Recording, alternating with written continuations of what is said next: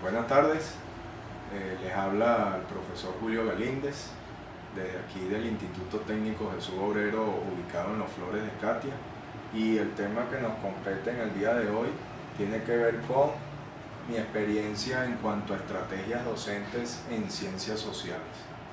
Básicamente, cuando hablamos de estrategias docentes, podemos hacer mención en la experiencia que tengo a estrategias de tipo de lo que tiene que ver con la elaboración imaginaria de los estudiantes. ¿En qué sentido estamos hablando acá? De cómo el estudiante va construyendo su conocimiento a medida que ese conocimiento es internalizado desde el punto de vista del significado que él le pueda dar dentro de los esquemas de imaginación que básicamente va construyendo. Para explicarlo de otra manera, es la manera como el estudiante va concibiendo el contenido que se le va dando y la experiencia de aprendizaje que va obteniendo y cómo la representa en el mundo tangible, en el mundo físico.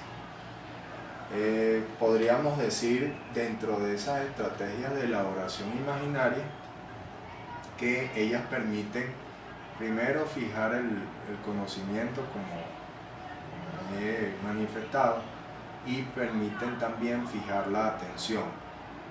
De más está decir también que ahí va involucrado un componente altamente creativo, donde los estudiantes, a través de las diversas destrezas y habilidades que ellos posean, van desarrollando diversos materiales, diversos objetos de representación dentro del mundo físico.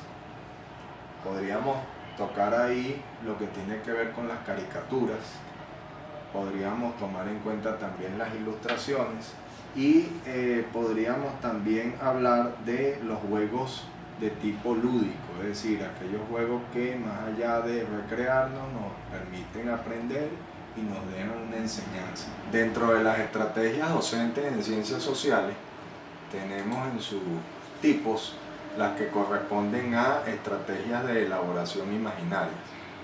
Estas básicamente son imágenes mentales sobre un objeto de aprendizaje que puedan tener los estudiantes acerca de un contenido dado en clase.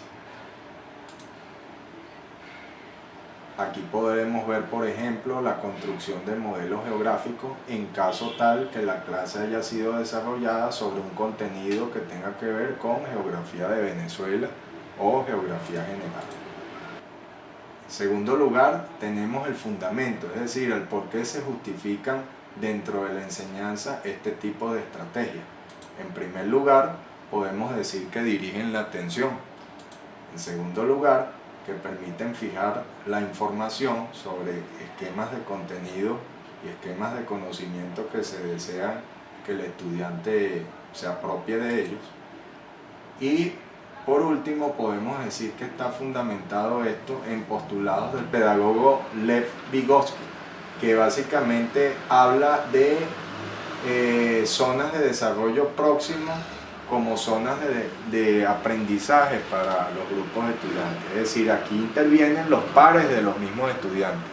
Quiere decir, otros estudiantes en la misma condición de aprendizaje, donde ellos mismos, entre ellos mismos, van mediando ese proceso y se van retroalimentando, por decirlo así, de ese proceso de enseñanza y aprendizaje. Es decir, cada uno de ellos colabora con el otro, entre sí.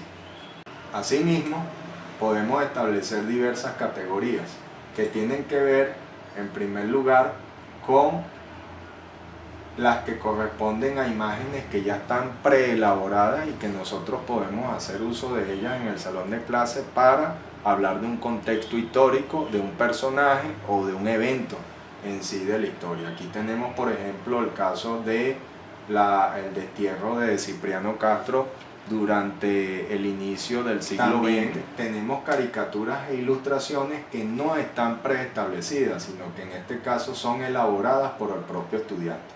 Aquí tenemos un ejemplo de dos visiones de un mismo país, es decir, un estudiante que es capaz de establecer a través de una imagen que él mismo crea cómo Venezuela hace una transición de lo agrario a lo minero petrolero.